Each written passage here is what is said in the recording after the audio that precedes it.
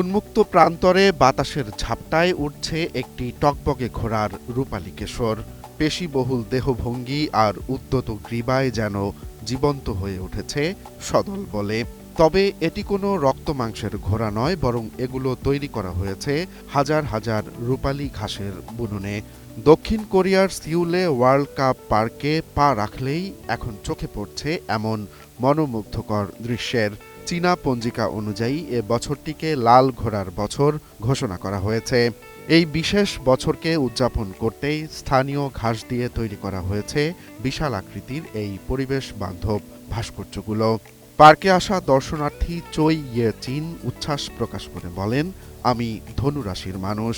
এখানে আসার পর এই ভাস্কর্যগুলো আমার কাছে সৌভাগ্যের প্রতীক বলে মনে হয়েছে।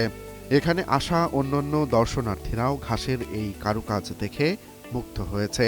কেউ কেউ বলছেন ঘোড়ার এই তেজি রূপ দেখে তারা নতুন বছরে উদ্দামের সাথে এগিয়ে যাওয়ার প্রেরণা পাচ্ছেন। আভিজাত্য আর সহনশীলতার প্রতীক এই ভাস্কর্যগুলো আগামী মার্চ মাস পর্যন্ত দর্শকদের জন্য উন্মুক্ত থাকবে।